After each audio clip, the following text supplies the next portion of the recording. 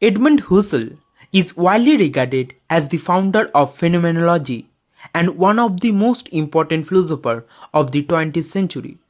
His work transformed modern philosophy by introducing a new way of investigating consciousness and experience.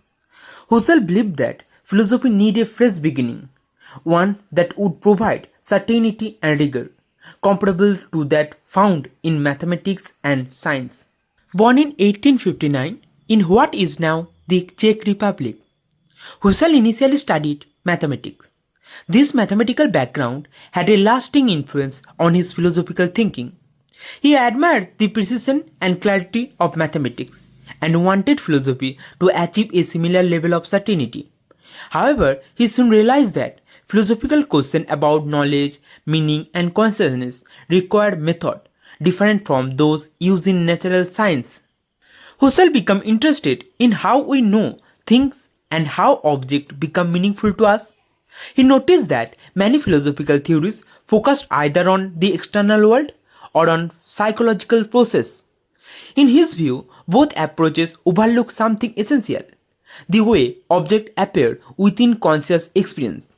This insight led him to develop phenomenology as a method for investigating consciousness itself. One of Husserl's major goals was to overcome skepticism. Philosophers had long debated whether we can truly know reality. Husserl argued that instead of endlessly questioning the existence of the world, we should carefully examine how things present themselves in experience. By studying consciousness directly, he believed we could establish a secure foundation for knowledge. Husserl's influence extended far beyond phenomenology. His ideas inspired numerous philosophers, psychologists, sociologists, and scholars in many disciplines. Even thinkers who disagree with him often began their work by engaging with his theories. Because of this enormous impact, Husserl is often considered one of the central figures in contemporary philosophy. As we move forward, we will explore the method and concept that made Husserl's philosophy so influential.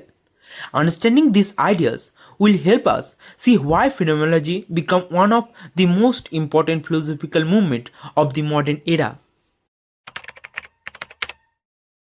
Husserl believed that philosophy needed a method capable of examining experience carefully and systematically.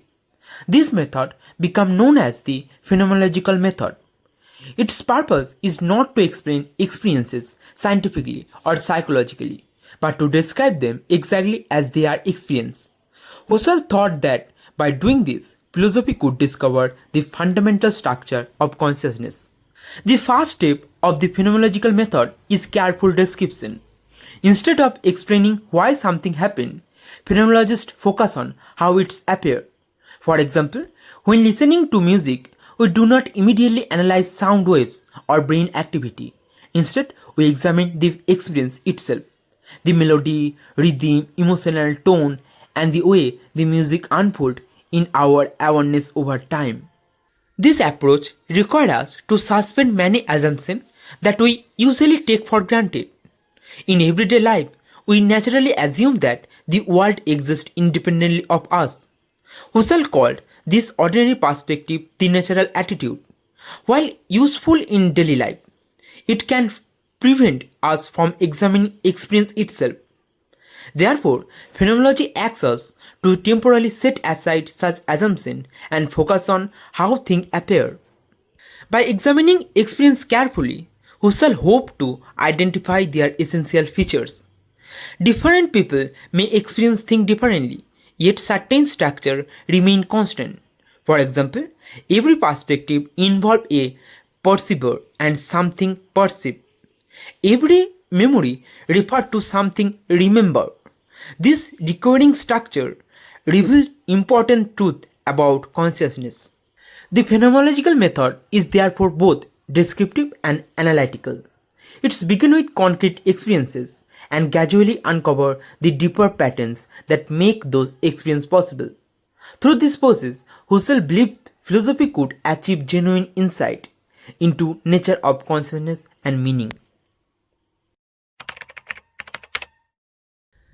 One of Husserl's most ambitious goals was to establish philosophy as a rigorous science. By this, he did not mean that philosophy should imitate physics or chemistry.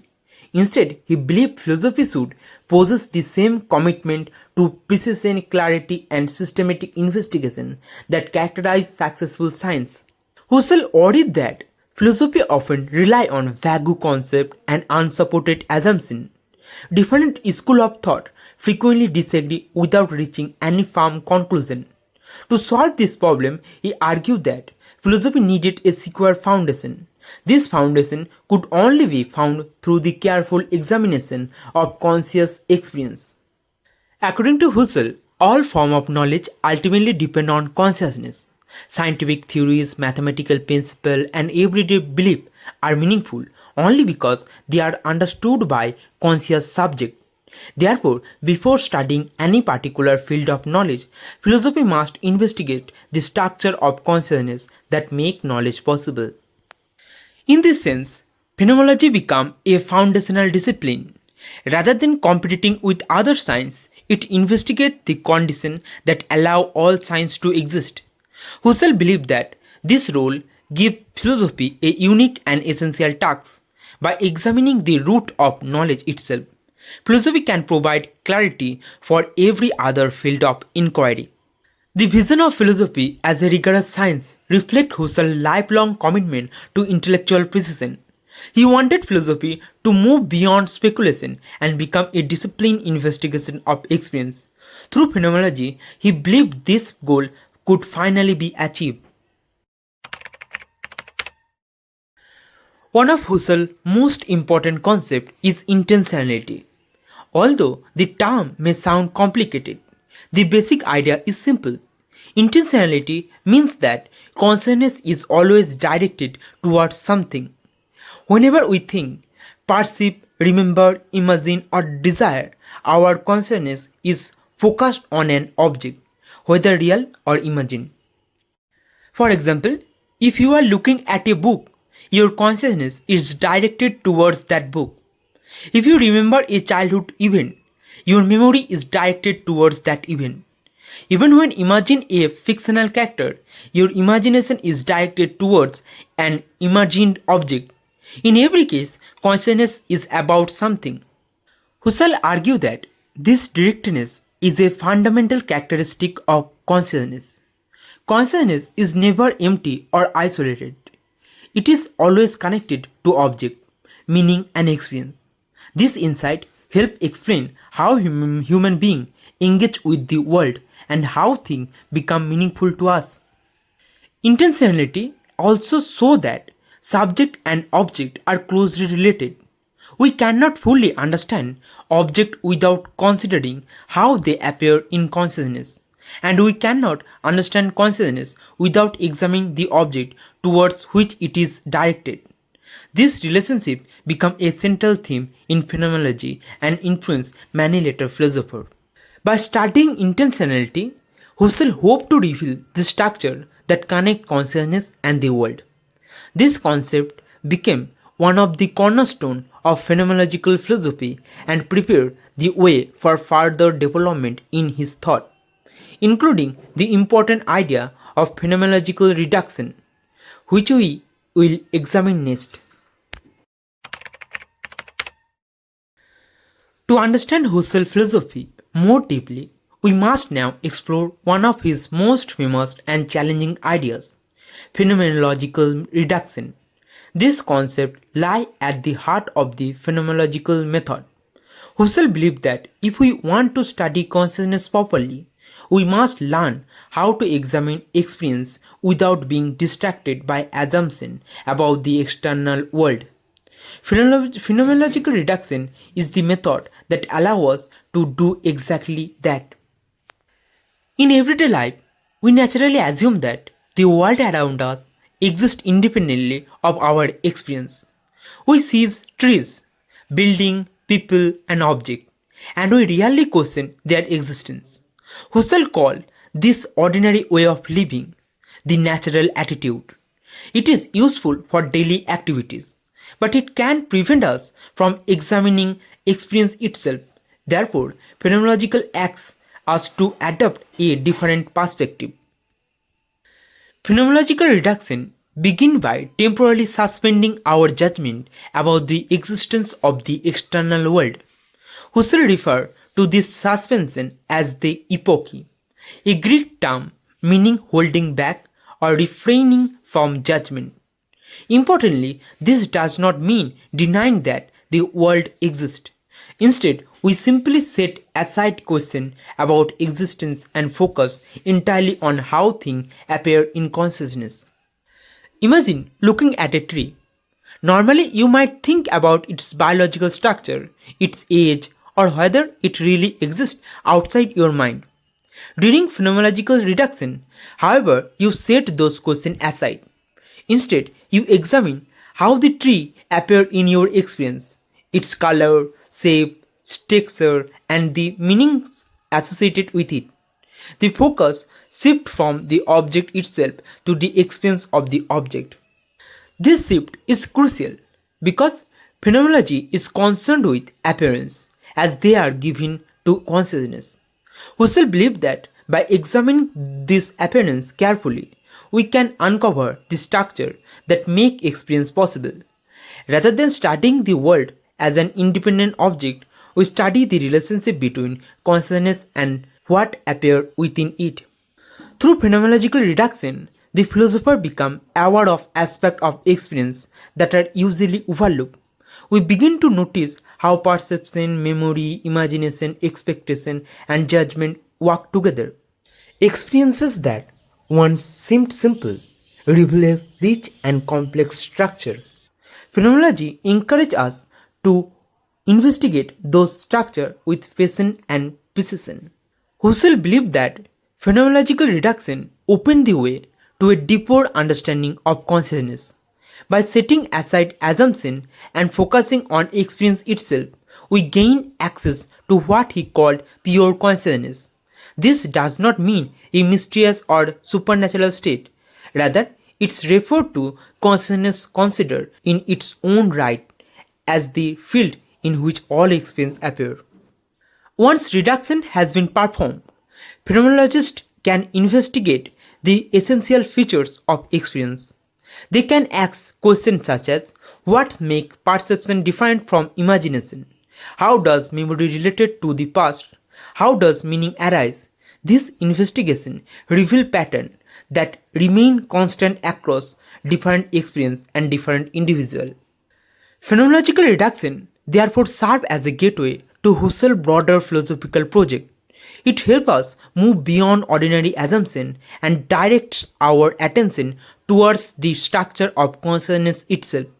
This method became one of the defining characteristics of phenomenology and influenced generations of philosophers who followed Husserl.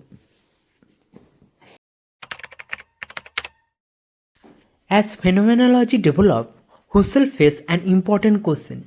If phenomenology focuses on individual consciousness, how can we explain our experience of other people? How do we know that other mind exists and that they are not simply objects within our own experience? Addressing this question led Husserl to develop his theory of inter-subjectivity. Inter-subjectivity refers to the shared world of experience that exists between conscious individuals.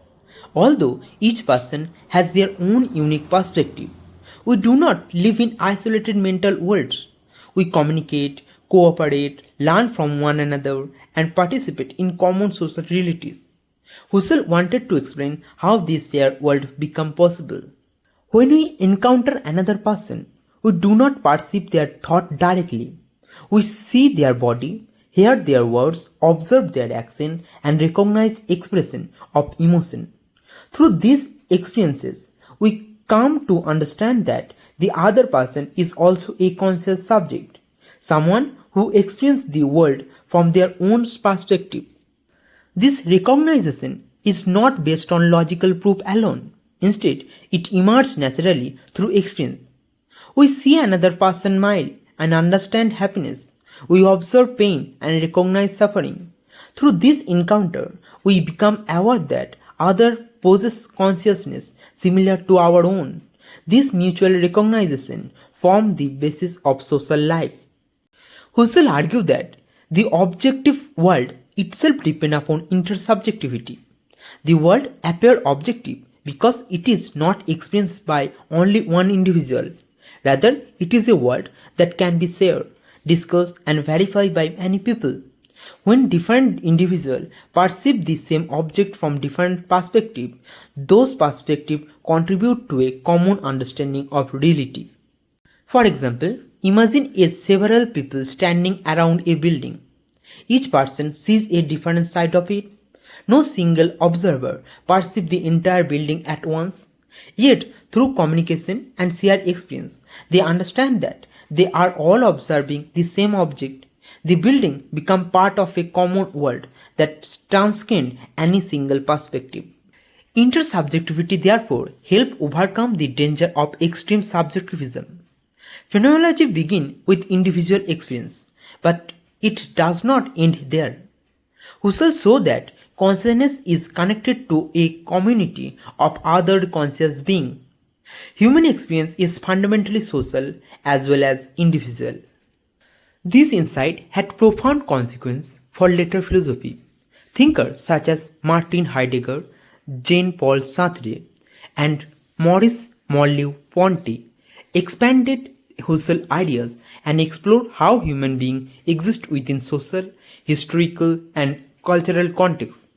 Their work helped phenomenology evolve into a new form, including existential phenomenology.